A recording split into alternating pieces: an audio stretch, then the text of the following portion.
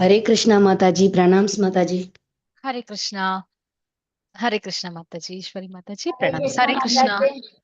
Hare Krishna Saradha Mataji pranams எல்லாருக்கும் என்னுடைய பணிவான வணக்கங்கள். ஹரே கிருஷ்ணா. हरे कृष्णा நம்ம இன்னைக்கு माताजी। ஹரே கிருஷ்ணா மாதாஜி. நம்மளுடைய டேட்டிஸ் இஸ்கான் மேங்களூர்ல இருக்கிற நம்மளுடைய டேட்டிஸ் ஸ்ரீ ஸ்ரீ ராதா கோவிந்தருக்கு நம்மளுடைய வணக்கங்களை தெரிவிச்சுட்டு நம்ம இன்னைக்கான செஷனை ஸ்டார்ட் பண்ணலாம். ஹரே கிருஷ்ணா.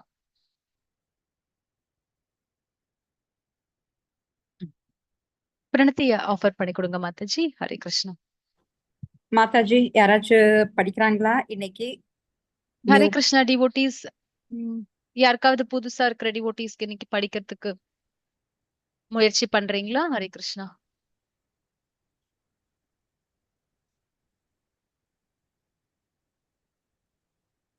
பிரதிமலா மாதாஜி நீங்களே ஆஃபர் பண்ணி கொடுங்க. ஹரே கிருஷ்ணா. Okay Mataji, thank you. ஜெய் ஸ்ரீ கிருஷ்ண சைத்தன்ய பிரபு நித்யானந்த ஸ்ரீ அத்வைத்த கதாதர ஸ்ரீ வாசாதி கௌர பக்த விருந்த. ஹரே கிருஷ்ணா கிருஷ்ண கிருஷ்ண ஹரே ஹரே, ஹரே ராம ராம ராம ஹரே ஹரே. ஓம் நமோ பகவதே வாசுதேவாய. ஓம் நமோ பகவதே வாசுதேவாய. ஓம் நமோ பகவதே வாசுதேவாய. ஓம் அஜ்ஞான திமிராந்தஸ்ய ஞானாஞ்சன ஷலாக்கயா சசூர்புன்மீலிதம் ஏன தஸ்மை ஸ்ரீ குரவே நமः. श्री चैतन्य मनोपीष्टं स्थापितं येन भूतले स्वयं रूपः कदा मह्यं तदातिश्वपदान्तिकं वन्दे अहं श्रीक्रोह श्रीयुतपथकमलं श्रीगुरून् वैष्णवांश्च श्रीरूपं शाक्रजातं सहगण रघुनान्वितं तं सजीवं सात्वैतं सावधूतं परिजनसहितं कृष्ण चैतन्य देवं श्री राधा कृष्ण पातान् सह कन ललिता श्री विशान्कान्वितांश्च। हे कृष्ण करुणा सिंधु दीनबंधु जगत्पदे गोपेश गोपिका कांता राधा कांता नमोस्तुते। तप्त कांचन गौरांगी राधे वृंदावनेश्वरी वृषभानुसुते देवी प्रणमामि हरिप्रिये। वाञ्छा कल्पतरुभ्यश्च कृपा सिन्धुभ्य एव च पतितानां पावनेभ्यो वैष्णवेभ्यो नमो नमः। नमो ब्रह्मण्य देवाय को ब्रह्मणहिताय च जगद्हिताय कृष्णाय गोविन्दाय नमो नमः। नमो महावतान्दाय कृष्ण प्रेम प्रदायते कृष्णाय कृष्ण चैतन्य नाम्ने गौर द्वेष नमः। गुरवे गौरचन्द्राय राधिकायै ततालये कृष्णाय कृष्ण भक्ताय नमो नमः। नमः ओं विष्णुपादाय कृष्ण प्रेष्ठाय भूतले श्रीमते भक्तिवेदांत स्वामिन् इति नामिने। नमस्ते सारस्वते देवे गौरवाणी प्रचारिणे निर्विशेष शून्यवादी पाश्चात्य देवतारिणे पंचतत्वात्मकं कृष्णं भक्तरूपस्वरूपकं भक्तावतारं भक्त्याख्यं नमामि भक्तशक्तिगं। जय श्री कृष्ण चैतन्य प्रभु नित्यानंद श्री अद्वैत गदाधर श्री वासादि गौरभक्त वृंद। हरे कृष्णा कृष्ण कृष्ण हरे हरे, हरे राम राम राम हरे हरे. हरे कृष्णा माताजी. Hare Krishna. Thank you so much Mataji. Thank you माताजी. ஹரே கிருஷ்ணா. நம்மளுடைய ஆச்சாரியர் இஸ்கான் ஸ்தாபக ஆச்சாரியர் ஏசி பக்தி வேதாந்த சுவாமி பிரபாதர் அவர்களுக்கும் நம்மளுடைய குரு மகாராஜ் ஜெயபத்ர சுவாமி மகாராஜ் அவர்களுக்கும் நம்மளுடைய கோவில் தலைவர் நாமனிஷாஸ் பிரபுஜி அவர்களுக்கும் நம்மளுடைய பணிவான வணக்கங்களை தெரிவிச்சுட்டு நம்ம இன்னைக்கான சாப்டருக்கு போலாம். ஹரே கிருஷ்ணா.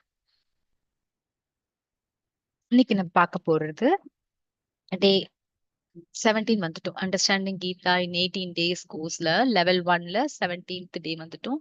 இன்னைக்கு நம்ம சாப்டரும் 17 பார்க்க போறோம். ஸ்ரத்தா த்ரய விபாக யோகம். நம்மளோட சாப்டர் நேம் ஸ்ரத்தா த்ரய விபாக யோகம்.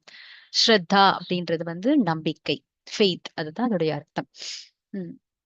இந்த சாப்டர் பாக்குறதுக்கு முன்னாடி நேத்து நம்ம பார்த்தோம் சாப்டர் 16 பார்த்தோம். தெய்வீக மற்றும் அசுர இயல்புகள் அதை பத்தி பார்த்தோம். சோ தெய்வீக இயல்புகள் எப்படி இருக்கும், பகவான் அதுக்கு 26 பண்புகள் கொடுத்தார். இதெல்லாம் வந்து நம்ம எப்படி எல்லாம் வளர்த்துக்கணும் அப்படின்றது.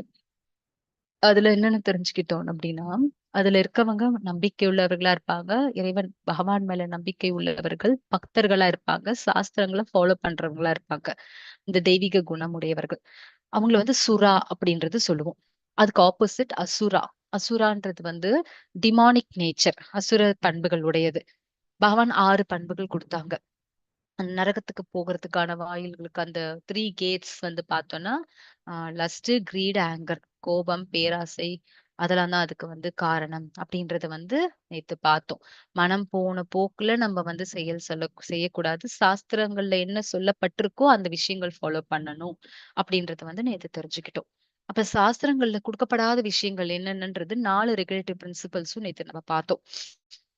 என்னென்ன அப்படின்றது வந்து நோ மீட் ஈட்டிங். மாமிசம் உணவு கூடாது. அதுக்கப்புறம் நோ இன்டாக்சிகேஷன் அதாவது மது அருந்துதல் கூடாது. அப்புறம் நோ இல்லிசிட் ரிலேஷன்ஷிப் தவறான உறவு கூடாது. அப்புறம் நோ கேம்பிளிங் அப்படின்னு சூதாட்டம். சூதாட்டம் கூடாது. இதெல்லாம் வந்து என்னது வேதத்துல புறக்கணிக்கப்பட்ட விஷயங்கள். இதெல்லாம் ஃபாலோ பண்றவங்க வந்து அந்த அசுர இயல்புகள் உடையவங்க அத வந்துருவாங்கன்றத பார்த்தோம். அடுத்தது அதெல்லாம் வரைக்கும் நேத்து தெரிஞ்சுக்கிட்டோம். இன்னைக்கு நம்ம பார்க்க போறது இந்த ஸ்ரத்தாத்ரய விவாக யோகம். இதுல வந்து என்ன பார்க்க போறோம்? ஃபெய்த். அப்ப நம்மளுடைய குணம், உங்கள் குணமே உங்கள் நம்பிக்கை. அப்ப எந்த குணத்துல மொத்தம் 3 குணம். நம்ம இந்த ஜட இயற்கையில எத்தன குணம் இருக்குன்னா 3 குணம். சத்துவ குணம், ரஜோ குணம், தமோ குணம். அப்ப அந்த ஒவ்வொரு குணங்கள்லயும் ஒவ்வொரு விதமான நம்பிக்கை இருக்குன்றாங்க பகவான் இந்த சாப்டர்ல. இதுவும் ரொம்ப சின்ன சாப்டர் தான். அப்ப 3 குணங்கள் பார்த்திருக்கோம். அப்ப சத்துவ குணத்துல இருக்கிறவங்க எப்படி இருக்கும்னா, அவங்களோட நம்பிக்கை பார்த்தோம்னா, ஒரு விஷயம் அவங்களால அடைய முடியும்ன்றது அவங்களுக்கு தெரியும். அதனால அவங்களுக்கு என்ன பண்ணுவாங்க, அதுக்கு பிரயத்தனப்படுவாங்க. கொஞ்சமா தான் பிரயத்தனப்படுவாங்க. அவங்களுக்கு அது கிடைச்சிடும். ஆனா ரஜகுணத்துல இருக்கிறவங்களுக்கு இருக்க தெரியும். அது கொஞ்சம் அதிகமான இதுன்னு தெரியும். ஆனாலும் அவங்கள வருத்திக்கிட்டு என்ன பண்ணுவாங்க, நெறைய எஃபர்ட் போடுவாங்க. ரஜோகுணத்துல இருக்கிறவங்க.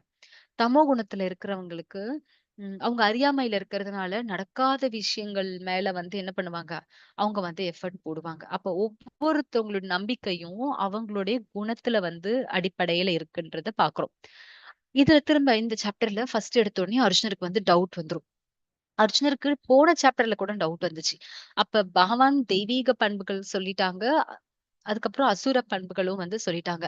இப்ப நான் எதுல வருவேன்? அப்படின்ற மாரி அவங்களுக்கு டவுட் வந்துருச்சு. ஏன்னா அவங்க வந்து போர் பண்றாங்கல்ல, அத்தன உயிர்களும் இறக்கறதுக்கு அவங்க தான் காரணம்னு அவங்க நெனச்சுக்கிட்டாங்க. பகவான்ட்ட கேட்பாங்க. அப்ப சொல்லுவாங்க பகவான், "நீ வந்து தெய்வீக குணத்துல தான் இருக்கிற." அப்படின்றதையும் சொல்லுவாங்க. பகவான் போர் பண்றது வந்து உன்னுடைய கடமை. சத்திரியனுடைய தர்மம். அத நீ பண்ற அப்படின்றதையும் அவங்களுக்கு புரிய வைப்பாங்க. இந்த சாப்டர்லயும் அர்ஜுனருக்கு வந்து டவுட் வந்துரும். வேத சாஸ்திரங்கள் அடிப்படையில் இல்லாத ஒரு வகை நம்பிக்கை வச்சிருப்பாங்கல்ல. அந்த வேத சாஸ்திரங்கள சொல்லாம அவங்க ஒரு வழிபாடு பண்ணுவாங்களே! அங்கீகரிக்கப்படாத அந்த முறையில் வழிபடுபவர்களின் நிலை என்ன? அப்படின்றது தான் அர்ஜுனரோட கொஸ்டின். அதுக்கு வந்து பகவான் அதுக்கான ஆன்சர்ஸ் குடுப்பாங்க. ஒவ்வொரு குணத்துல இருக்கிறவங்களும் எந்த மாரி வழிபாடு பண்ணுவாங்க? அவங்களோட நம்பிக்கை எந்த மாதிரியானது இருக்கும்? அப்புறம் 3 குணங்கள்ல இருக்கிறவங்களுடைய உணவு முறைகள் எப்படி இருக்கும்? அவங்க எந்த மாதிரி யாகங்கள் பண்ணுவாங்க? எந்த மாரி தவம் பண்ணுவாங்க? அப்புறம் 3 குணத்தின்படி தவம். ஒவ்வொரு குணமும் இருக்கவங்க எப்படி தவம் பண்ணுவாங்க? அப்புறம் தானம் எப்படி பண்ணுவாங்க? இந்த 3 குணத்துல இருக்கிறவங்க. இத பத்தின விஷயங்கள்லாம் இந்த சாப்டர்ல நம்ம இன்னைக்கு பார்க்க போறோம். ஹரே கிருஷ்ணா. ம். இப்ப நம்ம பார்த்தோம்ல அர்ஜுனர் ஃபர்ஸ்ட் எடுத்தோனே கொஸ்டின் டவுட் வந்துருச்சு அவங்களுக்கு. சாஸ்திர விதிகளை புறக்கணித்து, ஆனால் நம்பிக்கையுடன் பூஜை செய்பவர்களின் கதி என்ன? சாஸ்திரங்கள்ல நம்ம கண்டிப்பா ஃபாலோ பண்ணணும். ஏன்னா, நம்ம படிக்கிறது பகவத்கீதா. இது வேதங்களின் சாரம். பகவானால் சொல்லப்பட்ட ஒரு விஷயம். அப்ப அந்த வேதங்கள்ல புறக்கணித்துட்டு வந்து அவங்க வந்து ஒரு பூஜை பண்றாங்கன்னா, அவங்களோட கதி என்னவா இருக்கும்ன்றது தான் அர்ஜுனரோட கொஸ்டின். அப்ப இங்க நம்ம 2 பிக்சர்ல 2 பாதை பார்க்கிறோம். ஒண்ணு வந்து என்னது? நல்ல பாதை. இன்னொன்னு வந்து இருள் சூழ்ந்த ஒரு பாதை பார்க்கிறோம். அப்ப இந்த நல்ல பாதை எது இருக்கு? அது ஸ்கிரிப்சர்ஸ். நம்ப ஆ வேதங்கள் மூலியமா ஃபாலோ பண்ணி, அதன்படி நம்மளுடைய சாரி டிவோட்டீஸ். அதன்படி நம்ம வாழ்க்கைய வாழ்ந்து, முக்தி அடையறது. பகவான் இருப்பிடத்த வந்து போய் சேர்றது. இது வந்து நல்ல பாதை. அதே இன்னொரு பாதை இருக்கு. இது வந்து இருண்ட பாதை. நம்மளுடைய சென்ஸ் கிராட்டிஃபிகேஷன்னால நம்மளுடைய அந்த இந்த புலன் இன்ப ஆசையினால இந்த மெட்டீரியல் வேர்ல்டுலயே இந்த முக்குணங்களுக்கு ஆட்பட்டு இந்த சோல் வந்து பிணைக்கப்பட்டுருச்சு. இந்த முக்குணங்களுக்கு பிணைக்கப்பட்டு பிறப்பு இறப்பு அந்த சுழற்சினால இது உள்ளாரே சிக்கிக்கிட்டு இருக்கு பாத்தீங்களா? அதற்கான பாதை தான் இந்த இருள் பாதை. நம்ம எந்த இடத்துக்கு போகணும்ன்றது நம்ம டிசைட் பண்ணணும். சோ இந்த அர்ஜுனரோட கேள்விக்கு பகவான் ஒவ்வொரு இதுலயும் ஆன்சர் கொடுப்பாங்க. ஹரே கிருஷ்ணா.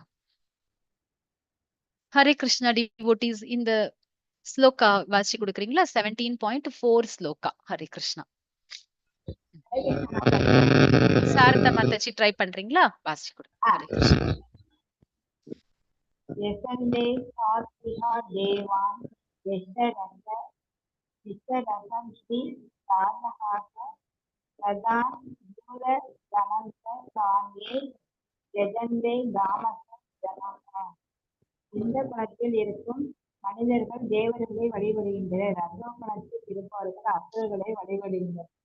பத்ம குணத்தில் இருக்கும் மனிதர்கள் தேவர்களை வழிபடுகின்றனர். ரசோ குணத்தில் இருப்பவர்கள் அசுரர்களை வழிபடுகின்றனர்.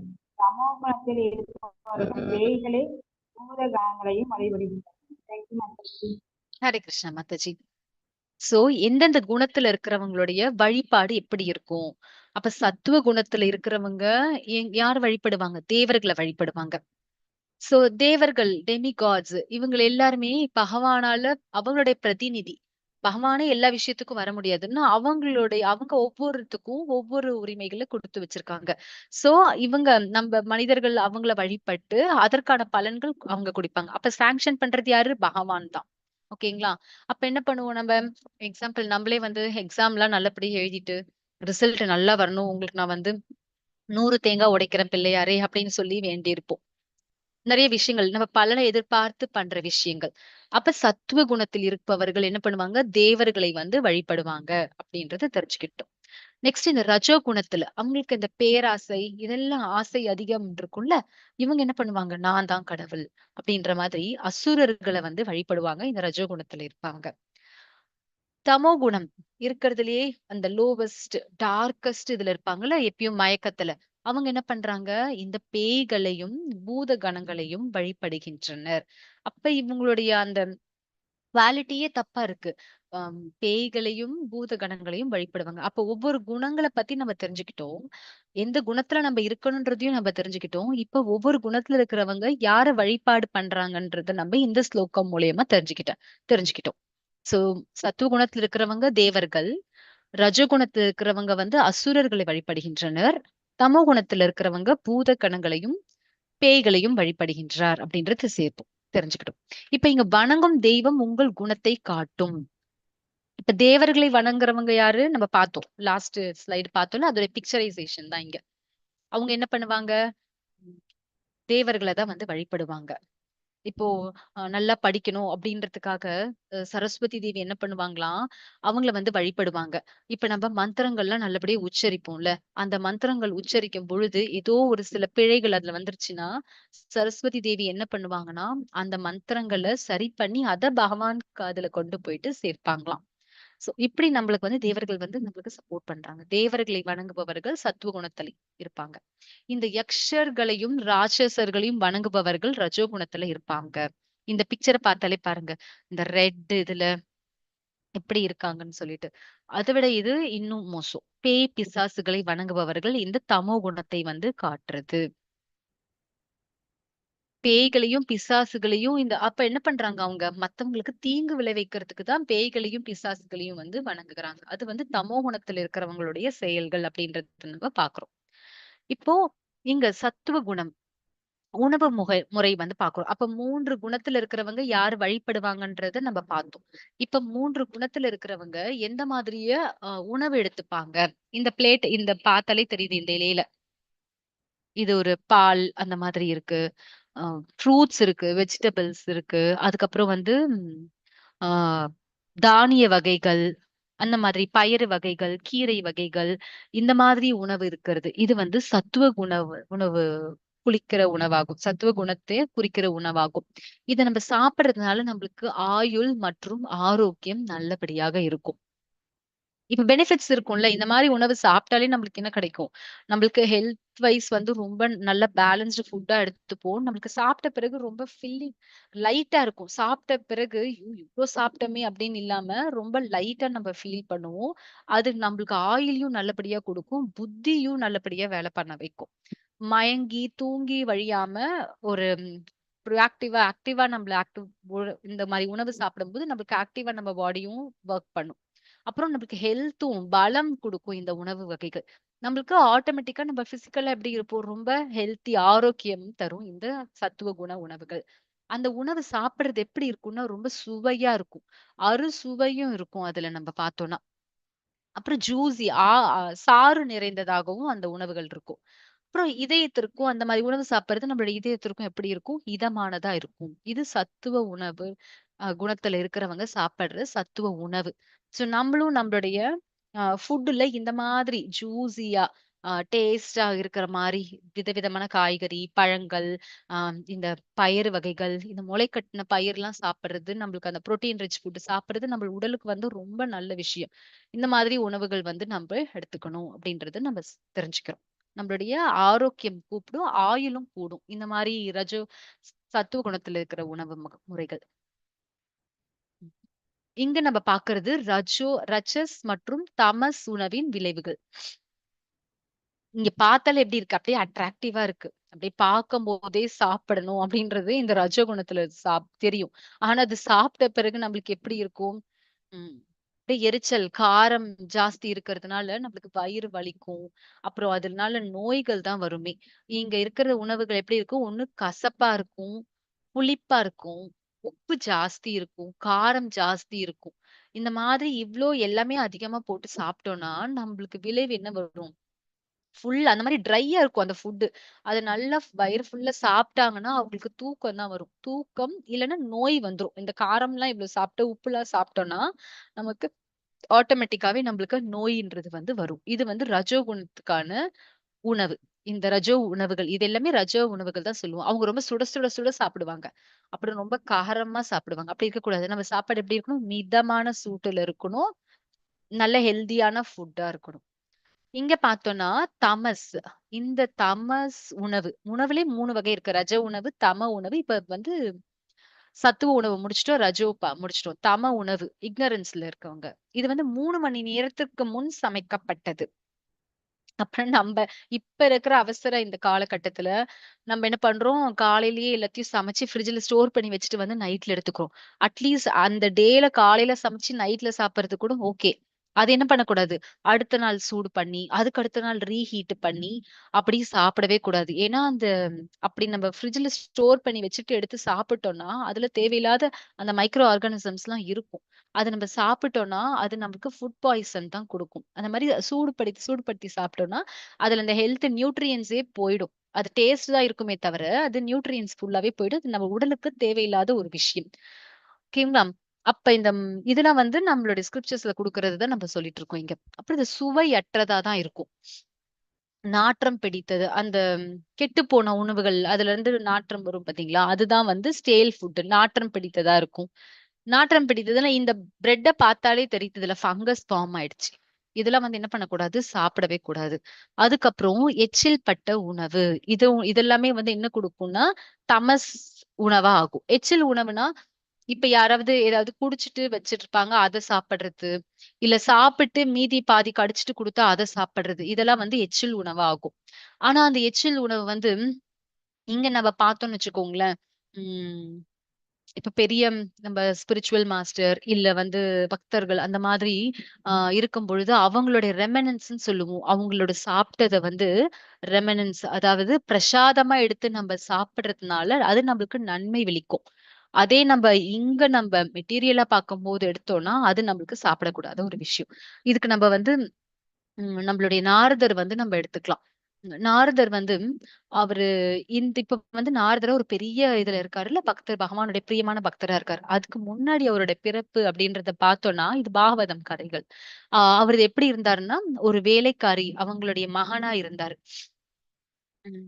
அவங்க வேலைக்காரியோட மகனா இருந்தாரு. அவங்களுக்கு வந்து அவங்களுடைய வயசு 5 வயசுல இருக்கும் பொழுதே அவங்க அம்மா வந்து இறந்துருவாங்க. ஆனா அவங்க அம்மா எங்க வேலை பார்ப்பாங்கன்னா, முனிவர்கள்லாம் இருப்பாங்கல்ல, அவங்கலாம் இந்த சாத்துர் மாசியம் இப்ப நம்மளுக்கு நடக்கிறது கூட சாத்துர் மாசியம் தான். ஒவ்வொரு மாதத்துல இந்த மழை காலத்துல வர இந்த மாசங்கள் 4 மாசங்களும் என்ன பண்ண மாட்டாங்கன்னா, இந்த மாதிரி ரிஷிகள், முனிவர்கள்லாம் வந்து வேற வேற இடத்துக்கு போக மாட்டாங்க. ஒரே இடத்துல இருந்து மந்திர உச்சாடனம் பண்றது, வேதங்கள் படிக்கிறது இந்த மாரி விஷயங்கள்லாம் ஒரே இடத்துல பண்ணுவாங்க. அப்படி பண்ணிட்டு இருக்கும் பொழுது நாரதருடைய அம்மா இவங்களுக்கு வந்து உதவி புரிஞ்சுகிட்டு இருப்பாங்க. இவங்க திடீர்னு ஒரு பாம்பு கடிச்சு இவங்க வந்து இறந்துருவாங்க. அப்ப இவங்க நாரதர் என்ன பண்ணுவாரு? அவங்க அம்மா போன பிறகு இந்த ரிஷிகள், அந்த முனிவர்கள் கூட இருந்து அவங்களுக்கு வந்து ஹெல்ப் பண்ணுவாங்க. அவங்களுக்கு வந்து இந்த சர்வ் பண்ணுவாங்க.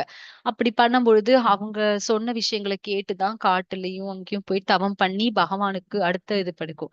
அப்ப இவங்களுக்கு நம்ம சர்வ் பண்ணும்பொழுது, அந்த சேவை பண்ணிட்டு இருக்கும் பொழுது, இவங்க முனிவர் ரிஷிகள் இருப்பாங்கல்ல, அவங்க சாப்பிட்டு வச்ச அந்த மீதி உணவு இருக்கும் பார்த்தீங்களா?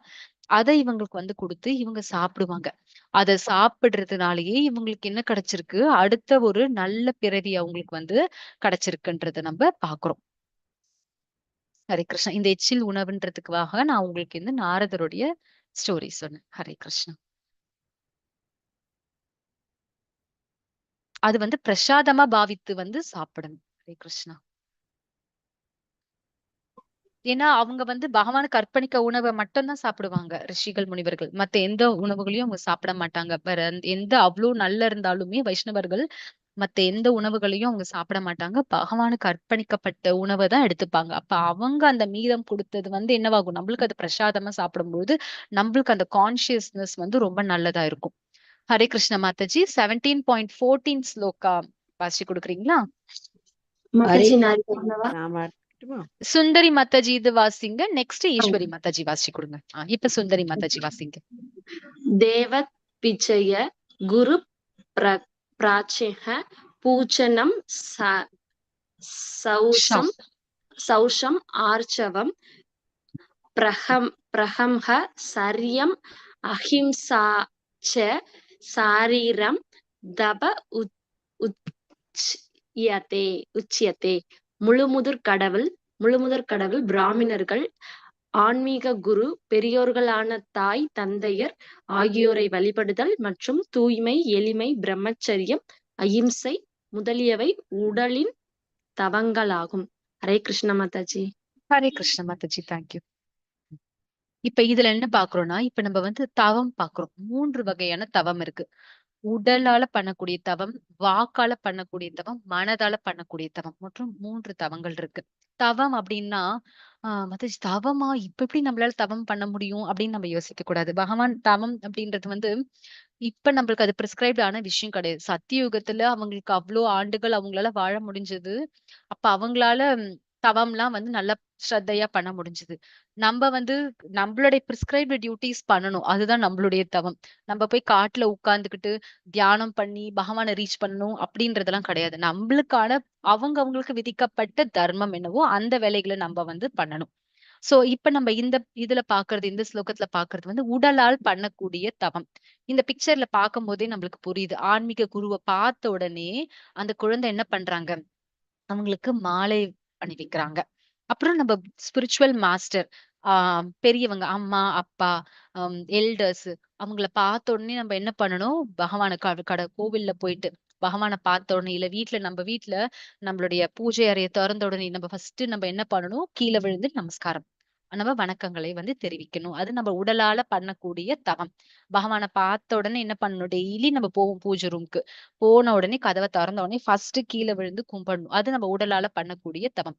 அதே பாய்ஸா இருந்தாங்க, ஜென்ஸா இருக்கிறவங்க என்ன பண்ணணும்னா, நீட்டா அவங்களோட பாடி ஃபுல்லா ஃபிளாட்டா இது பண்ணணும். அதுக்கு பேரு தண்டவத் பிரணாம்ஸ் அப்படின்றத சொல்லுவோம்.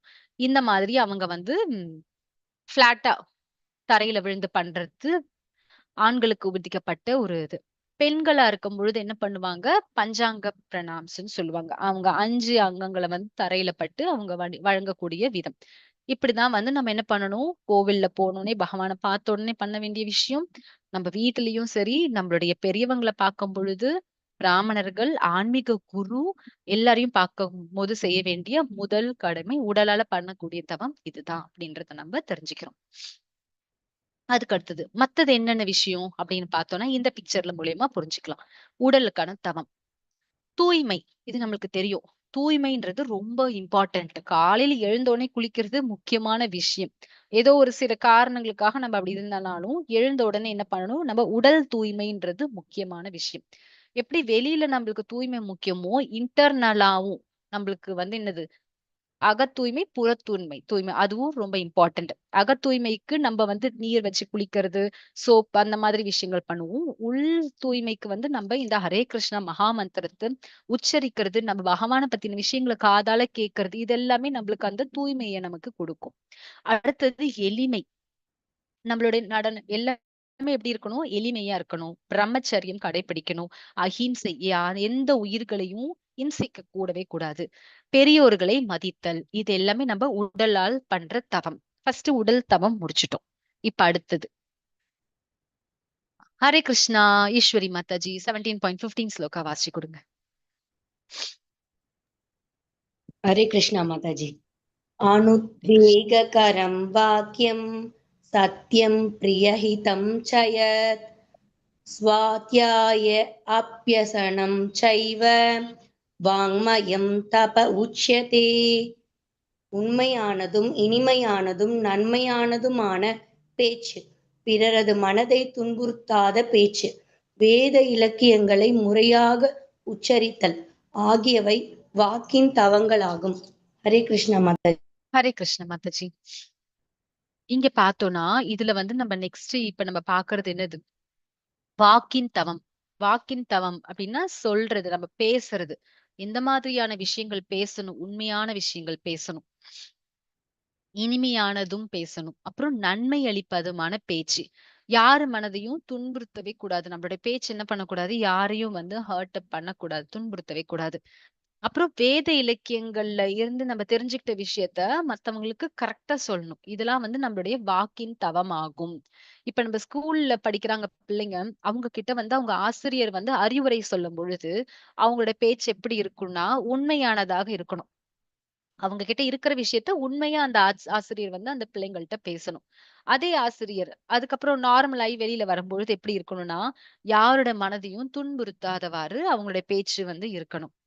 அதுக்கு அடுத்தது நம்ம சொற்கள் நம்ம யூஸ் பண்றோம் பாத்தீங்களா? அந்த சொற்கள் எப்படி இருக்கணும்? எப்பவுமே வந்து இனிமையானதா இருக்கணும். மத்தவங்களுக்கு அது கேட்கும் பொழுது நன்மை தரக்கூடிய விஷயமாவும் இருக்கணும். இந்த நன்மை அளிப்பதுமான பேச்சுக்கு வந்து நம்ம என்ன பார்க்கலாம்னா, இப்ப வந்து ஒருத்தவங்க இருக்காங்க. ஒருத்தவங்க வந்து அந்த பசுவ வந்து துன்புறுத்துறதுக்காக போறாங்க. அந்த பசுவ பிடிக்கிறதுக்காக. அந்த பசு போய் ஒரு இடத்துல மறைஞ்சுகிட்டு இருக்கு. இன்னொருத்தவங்க அந்த பசு எங்க இருக்குன்றதும் தெரியுது. இவங்க வந்து என்ன பண்றாங்க, அந்த இன்னொருத்தவங்க தெரிஞ்சவங்கள்ட்ட போயிட்டு, "இந்த பக்கம் அந்த பசு வந்தத பார்த்தீங்களா?" அப்படின்னு கேட்கும் பொழுது, அவங்க என்ன சொல்றாங்க? சொல்லணும் அப்படின்னா, "இல்ல" அப்படின்னு தான் சொல்லணும். அந்த இடத்துல போய் நான் உண்மையா பேசுனேன் அப்படின்னு சொல்லிட்டு, என்ன பண்ணக்கூடாது? அந்த பசுவ வந்து காமிச்சு குடுக்கக் கூடாது. ஏன்னா, நன்மை அளிக்கிறதா விஷயமா தான் நம்ம வந்து பேசணும். மத்தவங்களுக்கும் சரி, எல்லா உயிர் இனங்களுக்கும் நம்ம என்ன சொல்லணும்? நன்மை அளிக்கக்கூடிய அந்த பேச்சா தான் இருக்கணும். இது வந்து நம்மளுடைய வாக்கின் தவம். வேதங்கள்ல சொல்லப்பட்ட விஷயத்த மத்தவங்களுக்கு எடுத்து சொல்லணும். அதுவும் நம்மளுடைய கடமை. ஒன்ஸ் தெரிஞ்சுக்கிட்டோம்னா, கண்டிப்பா அத என்ன பண்ணணும்? எல்லார்கிட்டயும் ஷேர் பண்ணணும். இது நம்மளுடைய வாக்கின் தவங்கள் ஆகும். யார் மனதையும் நோகடிக்காத உண்மையா இருக்கணும். உண்மையானதா இருக்கணும். நம்மளோட பேச்சு இனிமையானதா இருக்கணும். மத்தவங்களுக்கு நன்மை பயக்கக்கூடியது வேதங்களை உச்சரிப்பதாகும். இதற்கான ஒரு எக்ஸாம்பிளா தான் இங்க வந்து யுதிஷ்டிர மகாராஜ் பார்க்கிறோம். இவங்களுடைய எப்படி இருப்பாங்க? இவங்க வந்து ஒரு நல்ல அரசரா இருந்தாங்க. அவங்க வந்து எப்பவுமே ஆ உண்மையானதா பேசுவாங்க. ஒரு நல்ல எடுத்துக்காட்டா வந்து மகாராஜ் இருந்தாங்க. அவங்களோட வாக்கு வந்து அவ்ளோ சுத்தமா இருக்குன்றதுக்காக ஒரு எக்ஸாம்பிள் இங்க பார்க்கிறோம். ம். சோ உடல் பார்த்துட்டோம், உடல் பார்த்துட்டோம், வாக்கு பார்த்துட்டோம். இப்ப அடுத்ததுக்கான தவம். ஹரே கிருஷ்ண மாதாஜி இந்த ஸ்லோகா வாசிச்சு குடுக்குறீங்களா? யார் வாசிக்கிறீங்க? மாதாஜி யாராச்சும் படிக்கிறாங்களா இல்ல நான் படிக்கட்டுமா? படிக்கிறேன் மாதாஜி. தேவி படிக்கிறேன் மாதாஜி. தேவி மாதாஜி அவசியம் வாசி கொடுங்க. ஹரே கிருஷ்ணா. மன பிரசாதக சௌமியத்வம் மௌனம் ஆத்ம வினிக்கிரக பாவ சம்சித்திர் इत्येतत् तपो मानसम् उज्यते. திருப்தி, எளிமை, மௌனம், சுய கட்டுப்பாடு, தனது இருப்பின் தூய்மை ஆகியவை மனதின் தவங்களாகும். ஹரே கிருஷ்ண மாதாஜி. ஹரே கிருஷ்ண மாதாஜி, தேங்க்யூ. இப்ப இது வந்து மனதுக்கான தவம். இப்ப மனசு வந்து தூய்மையா அப்படின்னு இருக்கிறதுக்கு என்னென்ன இருக்கும்? திருப்தி அடையணும். ஃபர்ஸ்ட் நம்மளுக்கு தெரியும், நம்மள்கிட்ட 5 புலன்கள் இருக்கு. அதை விட ரொம்ப கஷ்டமான விஷயம் இந்த மனசு 6வது புலனா இருக்கு. இந்த சென்சஸ் தான் இந்த மைண்ட வந்து டிஸ்டர்ப்டா வச்சுக்கிறதுக்கு காரணம். இந்த புலன் ஒவ்வொன்னும் ஒவ்வொரு இடத்துக்கு போனா இந்த மனம் வந்து என்ன பண்ணும்? திருப்தி இல்லாம அப்படி அலைப்பாய்ந்து கொண்டு இருக்கும். அப்ப அந்த புலனை வந்து நம்ம அடக்கணும். அடக்கும் போதுதான் நம்ம மனசும் என்னவாகும்? ஆட்டோமேட்டிக்கா அதை வந்து கண்ட்ரோல்ல கொண்டு வரணும். அப்பதான் நமக்கு என்ன கிடைக்கும்? அந்த திருப்தின்றது கிடைக்கும். சென்சஸ் ஒன்ஸ் நம்ம அத நம்ம ப்ராப்பரா பகவான் மேல திருப்பிட்டோம்னு வச்சுக்கிட்டோம்னா இந்த மனசுக்கு என்ன கிடைக்கும்? திருப்தி அப்படின்றது தெரிஞ்சிடும். அப்புறம் எளிமையும் நம்ம கிட்ட ஆட்டோமேட்டிக்கா வந்துரும். இந்த மௌனம் அப்படின்றது என்ன குறிக்கும்னா, பேசாம இருக்கிறது கிடையாது. இந்த மனசு அப்படி இப்படி நம்ம தாட்ஸ் ஓவரா இருக்கு பாத்தீங்களா? அது ஒரு விதமா நம்மளால அடக்க முடியும். இது இங்க டினோட் பண்ணுது. அப்புறம் சுய கட்டுப்பாடு, செல்ஃப் டிசிப்ளின்றதும் வந்து ரொம்ப இம்பார்ட்டன்ட். எந்த மைண்ட் தானே வேவரிங் மைண்ட் வச்சுதானே இதை பண்ணலாமா அதை பண்ணலாமான்ற அந்த ஒரு திங்கிங் வரும். இது எல்லாமே வந்து மனதின் தவங்களாகும். இந்த பிக்சர்ல பார்த்தாலே இங்க வந்து வியாசர் இருக்காங்க. அவங்களுடைய மகன் சுகர் பிரம்மர் அவங்க இருக்காங்க. சுகதேவ் கோஸ்வாமி இருக்காங்க. இவங்களோட பையன். இவங்களை பிடிக்கிறதுக்கு இவங்களுக்காக இங்க தேடிக்கிட்டு வராங்க. வர வழியில பாக்குறாங்க. அங்க இந்த நதி கரையில வந்து பெண்கள்லாம் வந்து குளித்துக்கிட்டு இருக்காங்க ஆடை இல்லாம. அவங்க சுகர் போகும் பொழுது என்ன பண்றாங்க? அவங்க எல்லாம் குளிச்சுக்கிட்டு தான் இருக்காங்க. ஆனா இவங்க வியாசதேவ் வரும்பொழுது அந்த பெண்கள் என்ன பண்றாங்க? எல்லாருமா எடுத்துக்கிண்டு அவங்களுடைய ஆடைகள் எல்லாம் வந்து மறைத்து கொண்டிருக்காங்க.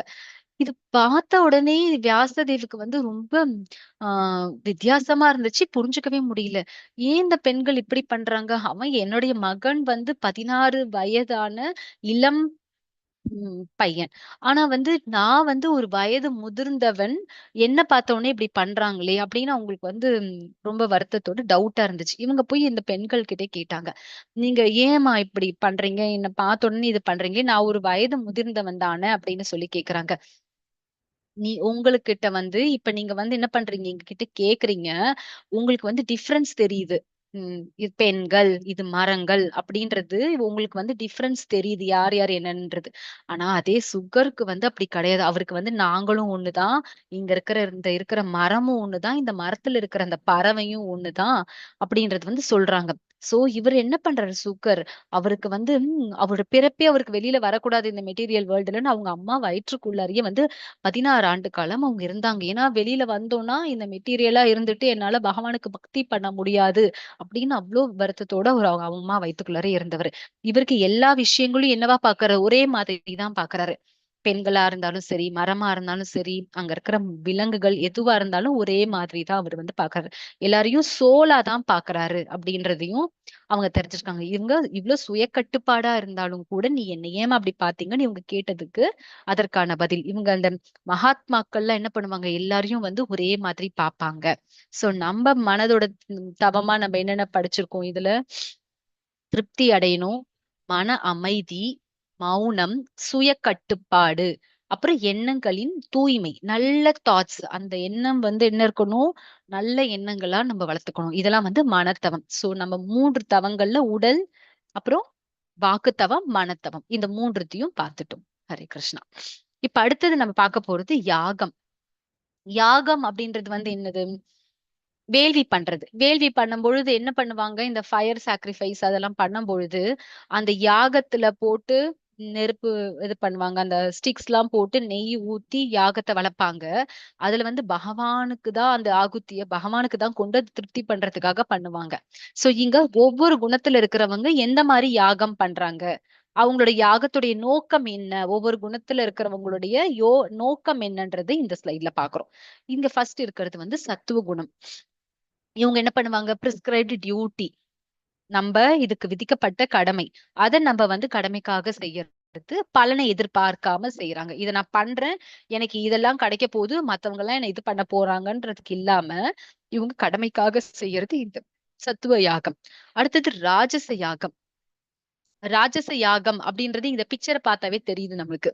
இவங்க என்ன பண்றாங்க, இங்க இந்த இடத்துல பார்த்தோம்னா நெருப்புல வந்து என்னது நெய் போடுறாங்க. அவங்ககிட்ட வந்து அந்த ஆக்குத்தியா அங்க மத்த பிராமணர்கள் அவங்க எல்லாரையும் வச்சுக்கிட்டு அவங்க பண்ணுவாங்க. இந்த இடத்துல பாத்தீங்கன்னா போட்டோ ஷூட்ஸ். இங்க 2 கேமரா இருக்கு. இவங்க எல்லாரும் அத வந்து என்ன பண்றாங்க, ஒரு பப்ளிசிட்டி பண்ணணும், பெருமைக்காகவும், ஆடம்பரத்திற்காக இவங்க இத பண்றாங்க இந்த யாகத்த. ஒரு நோக்கமே எப்படி இருக்கு? மத்தவங்களுக்கு இத எடுத்து நான் நான் பெரிய பிரைடு என்ன என்ன நான் பண்றது எல்லாருக்கும் தெரிஞ்சுக்கணும் அப்படின்றத குடுக்கறது தான் இந்த ரஜஸ் யாகமா இருக்கு. இந்த தாமச யாகம் வந்து என்ன பண்றாங்க? இது ரொம்ப தவறான ஒரு விஷயம். மற்றவங்களுக்கு தீங்கு விளைவிக்க அல்லது தன்னை வருத்திக் கொள்ள ஒரு யாகம் பண்றாங்க. இவங்க என்ன பண்ணுவாங்க? இந்த நைட்டு நேரத்துல வந்து பூஜை பண்றது, பேய் ஏன்னா நமக்கு தெரியும். தாமச குணத்துல இருக்கிறவங்க அந்த பேய், பிசாசுகள, பூதங்கள தான் வந்து வழிபடுறாங்க அப்படின்னு சொல்லிட்டு. அப்ப மத்தவங்களுக்கு கெடுதல் நினைச்சு அவங்க துன்புறணும்னு பண்ற ஒரு யாகம் தான் இந்த தாமச குணத்துல இருக்கிறவங்களோட யாகம். தெரிஞ்சுக்கிட்டோம். ஹரே கிருஷ்ணா. யாகம் பார்த்துட்டோம். இப்ப வந்து தானம். இந்த 3 இதுல இருக்கிறவங்க எங்க, எப்படி, எப்போது குடுக்குறாங்க இந்த யாருக்கு தானம் குடுக்குறாங்கன்றத பாக்குறோம். இந்த ஃபர்ஸ்ட் பிக்சர்ல பார்க்கும்போதே தெரியுது. சரியான இடத்துல, சரியான நேரம், தகுதியுள்ள நபருக்கு குடுக்கறது தான் இந்த ஃபர்ஸ்ட் தானம். நம்ம குடுக்குற தானம் எப்படி இருக்கணும்னா, அந்த இடத்தையும் நம்ம பார்க்கணும். அந்த நேரமும் நம்ம பார்க்கணும். தகுதியுள்ள நபருக்கா குடுக்குறோமான்றதையும் நம்ம கண்டிப்பா பார்க்கணும். இப்ப ஃபார் எக்ஸாம்பிள் இப்ப ஒரு குழந்தை படிப்பு செலவுக்காக நம்ம குடுக்குறோம்னா, அது நல்ல விஷயம். கண்டிப்பா அந்த குழந்தை படிப்பு செலவுக்கு தான் குடுக்குறோன்றது நம்ம இருக்கும். அது வந்து இந்த இடத்துக்கு நம்ம எடுத்துக்கலாம். அடுத்தது தயக்கத்துடன் அல்லது பிரதிபலன் எதிர்பார்த்து குடுக்கறது இந்த மாதிரி தானம்.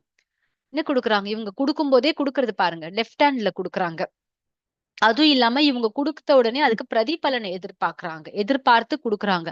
இப்ப நம்பலாம் இங்க இந்த ஃப்ளட்டும் போதெல்லாம் பார்த்தீங்கன்னு வச்சுக்கோங்களேன், நெறைய பேருக்கு வந்து ட்ரெஸ் கொண்டு குடுத்தாங்க. அதுக்கப்புறம் ஃபுட் எல்லாம் கொண்டு போய் குடுத்தாங்க. நெறைய இந்த சேவா பண்றோம், சேரிட்டி ஒர்க் பண்றோம்ன்னு சொல்லிட்டு போவாங்க. அவங்க போய் பண்ணிட்டு என்ன பண்ணாங்களா, கூடவே வந்து செல்ஃபி எடுத்துக்கிட்டாங்க. அந்த பிக்சர் எடுத்துக்கிட்டு நான் இந்த இடத்துக்கு போய் இந்த அன்னதானம் பண்ணேன். இவங்களுக்குலாம் இதெல்லாம் குடுத்தேன். இந்த பெட்ஷீட் குடுத்தேன். இந்த இடம் குடுத்தேன் அப்படின்னு சொல்லுவாங்க. அவங்க பிரதிபலன் எடுத்து பார்த்துட்டு உடனே போஸ்ட் போட்டுருவாங்க. போட்டுட்டு எல்லாருக்கும் அந்த பப்ளிசிட்டி நான் இவங்களுக்கு இத பண்ணேன், அத பண்ணேன்னு சொல்லிக்கிட்டு. அவங்க இந்த மாதிரி தானம் குடுப்பாங்க. அடுத்தது பார்த்தோம்னா, இவங்க இந்த தமோகுணத்துல இருக்கவங்க பார்த்தீங்களா? தகாத இடத்தில் தானம் குடுக்குறது. இப்ப அவங்க ரொம்ப கஷ்டப்படுறாங்கன்னு அந்த லிக்கர் ஷாப்புக்கு முன்னாடி இருக்கவங்கள்ட்ட போய் நம்ம அவங்களுக்கு காசு குடுக்கலாமா? அது தப்பு. அவங்களுக்கு குடுக்கக் கூடாது. ஏன்னா, அவங்களே வீட்ல இருந்து என்ன பண்ணிருப்பாங்க, அந்த பணத்த திருடி எடுத்துட்டு வந்து தான் அவங்க வந்து அந்த இடத்துல கொண்டு போய் குடுப்பாங்க.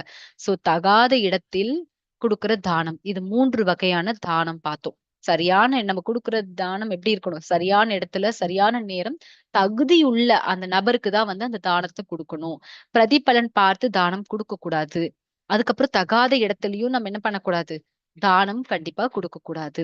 சோ யாகம் பார்த்தோம், தவம் பார்த்தோம். இதுக்கு முன்னாடி உடல் தவம், வாக்கு தவம், அது தவம் பார்த்தோம். அதுக்கு அடுத்தது யாகம், இப்ப தானம் பார்த்திருக்கோம். இந்த சாப்டர்ல பகவான் இதெல்லாம் தான் நம்மளுக்கு வந்து சொல்லிக் குடுத்திருக்காங்க. ஸ்ரத்த, த டிவிஷன் ஆஃப் ஃபெய்த். இந்த நம்பிக்கை உள்ளோர்கள் இந்த 3 குணத்துல இருக்கவங்க எப்படி எப்படி இருப்பாங்கன்றது தான் இந்த சாப்டர்ல நம்ம பார்த்துட்டு இருக்கோம். ஹரே கிருஷ்ணா. ஓம் தத் சத் இறைவனின் முத்திரை. ஓம் தத் சத் அப்படின்றது சொல்லியிருக்கோம். இப்ப இந்த மாதிரி தானம் குடுக்குறாங்க. என்ன சாஸ்திரங்கள்ல சொல்லப்பட்டிருக்க விஷயத்துன்னு தெரியாமலே தானம் குடுக்குறாங்க. அப்படி இருந்தும் செயல்கள் நல்லா செய்யறாங்க. ஆனா நம்ம ஓம் தத் சத் அப்படின்ற இந்த பொருளை தெரிஞ்சுக்கிட்டோம்னா என்ன பண்ணலான்றத நம்ம பார்க்கலாம். ஓம் அப்படின்றது வந்து என்னன்னா இறைவனை அழைப்பது. நம்ம சொல்ற எல்லா மந்திரங்கள்லயும் பாருங்க பிரணவமா என்ன இருக்கு? ஓம் தான் இருக்கு. அது வந்து என்னது? பகவான அழைக்கிறதுக்கு பகவான அழைக்கிறது அதுக்கு. அப்படின்னா ஓம் அப்படின்னு சொன்னா என்னது? பகவான அழைச்சு அந்த இடத்துல உட்கார வைக்கிறது. அதுதான் வந்து ஓம். அதுக்கு அடுத்தது தத். பலன் எனக்கு இல்ல. அது பகவானுக்கானது அப்படின்றதுதான் தத். ஓம் தத் சத். சத் வந்து நித்தியமான உண்மை. நமக்கு தெரியும் யார் நித்தியமான உண்மை. அப்சல்யூட் ட்ரூத் யாரு? Supreme personality of God. புருஷோத்தமரான முழுமுதற் கடவுள் தான் நித்தியமான உண்மை. அது நம்ம எல்லாருக்குமே தெரியும். பகவத்கீதையில வந்து படிச்சுட்டு இருந்ததுனால. அப்ப அவரதான் இங்க வந்து குறிக்குது. சோ ஓம் தத் சத் அப்படின்றது வந்து என்னது? பகவானை கூப்பிட்டு இது எனக்கு கிடையாது, இது உங்களுக்கானது அப்படின்றது சொல்றதுதான் இந்த ஓம் தத் சத். எப்ப இந்த தானங்கள் தர்மங்கள் இதெல்லாம் நம்ம தவங்கள் எல்லாம் பண்ணும் பொழுது நம்ம எந்த விஷயத்தை தொடங்குறதுக்கு முன்னாடியும் ஓம் தத் சத் சொல்லிட்டோம்னா என்னவாகும், அது நம்ம பகவானுக்காக அர்ப்பணிக்கப்பட்ட விஷயம். இந்த தெரியாம இந்த தானங்கள் அதெல்லாம் பண்றாங்கல்ல மத்தவங்களுக்கு, அப்ப அவங்க ஓம் தத் சத் சொன்னா கூட என்ன பண்ண முடியும், அவங்களோட நிலையில இருந்து இந்த கீழ் நிலையில இருந்து அவங்களால எலிவேட் ஆகி மேல் நிலைக்கு வர முடியும். ஏன்னா அந்த குறைகள் எல்லாம் நீக்கி செய்ய முடியும் இந்த புனிதமான இந்த நாமத்துக்கு. ஓம் தத் சத்கான விளக்கம் இதுதான். ஹரே கிருஷ்ணா மாதாஜி, இந்த ஸ்லோகம் யாராவது வாசி கொடுக்குறீங்களா? இது வரைக்கும் வாசிக்காதவங்க, வாசிக்க ஆசைப்பட்ட அவசியம் வாசி கொடுங்க. ஹரே கிருஷ்ணா. மாதாஜி, நான் ரீட் பண்றேன் அவசியம் மாதாஜி. வாசி கொடுங்க மேகலா மாதாஜி. ஹரே கிருஷ்ணா. ஹரே கிருஷ்ணன்.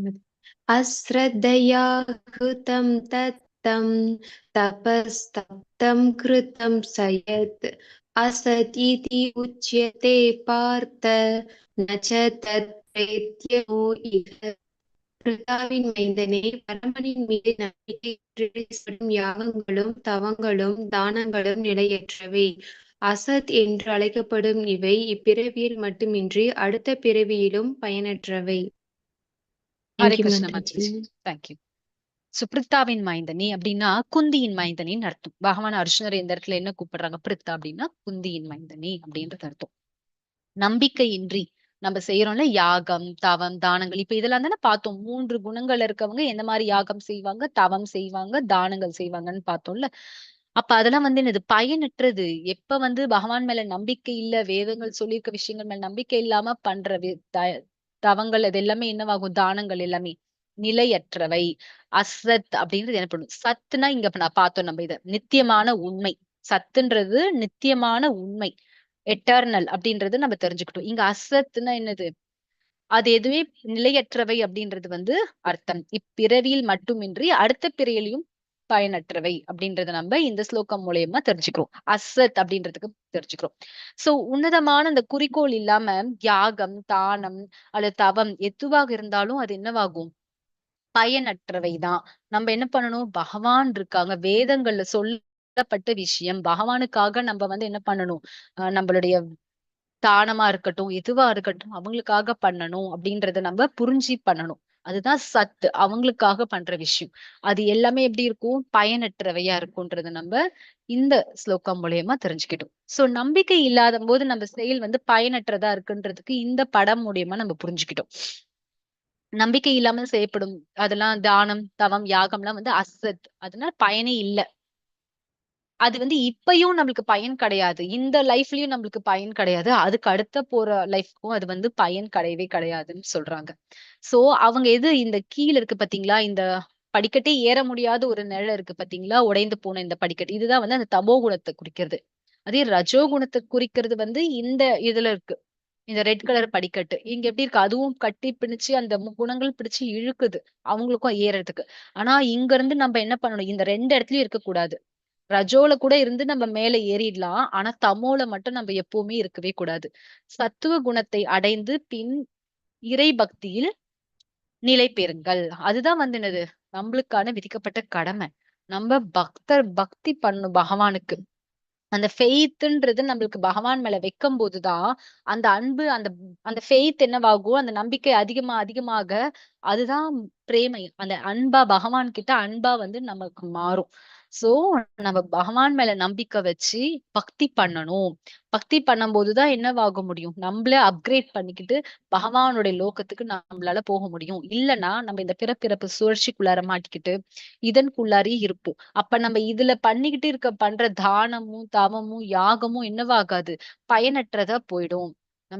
நம்மள குணத்தை உயர்த்திக்கணும், நம்மளுடைய பகவான் மேல பக்தி பண்ணணும். அதுதான் நம்மளுடைய அல்டிமேட் கோல் அப்படின்றத தெரிஞ்சுக்கணும். அப்ப இந்த நாக்கின் தவம் சொல்லும் பொழுது இந்த நாக்குல பகவானோட நாமங்கள் உச்சரிக்கும் பொழுதுதான் என்னவாகும், அது பியூரிபிகேஷன் ப்ராசஸ் நம்மளுக்கு கிடைக்கும். நம்ம சைத்தன்ய மகாபிரபுவால கொடுக்கப்பட்டது இந்த ஹரே கிருஷ்ண மகா மந்திரத்தை. இதை நம்மளுக்கு உச்சரிக்கும் பொழுதுதான் பியூரிபிகேஷன் ப்ராசஸ் நடக்கும்.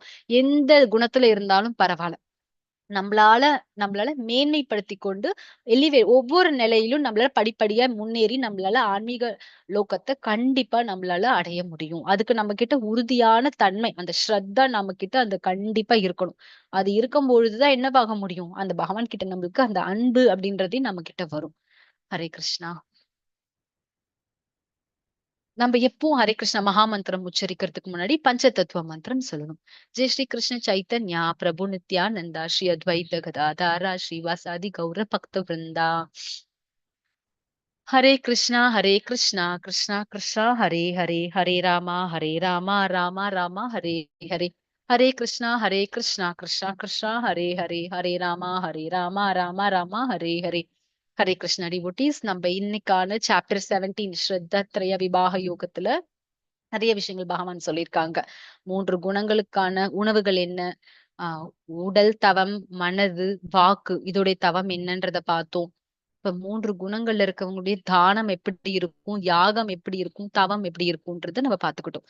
நம்ம பகவான் கொடுத்திருக்க இந்த அரியதான இந்த மானிட பிறவி கொடுத்ததோடைய நோக்கம் என்னது, பகவானுக்கு பக்தி பண்ணி பகவானுடைய நாட்டிற்கு நம்ம செல்லணும். அதுக்கு நம்மளுடைய குரு கைடன்ஸ்ல, நம்மளுடைய சாஸ்திரங்கள்ல சொல்லப்பட்ட விஷயங்கள்ல நம்ம நல்லபடியா அதை ஃபாலோ பண்ணணும்.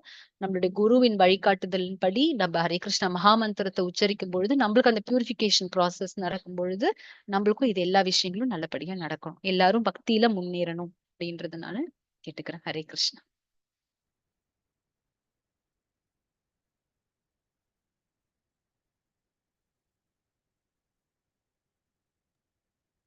மாதாஜி, எனக்கு ஒரு டவுட் மாதாஜி. ஒரே நிமிஷம் பிரபுஜி, ஒரு நிமிஷம் வரேன்.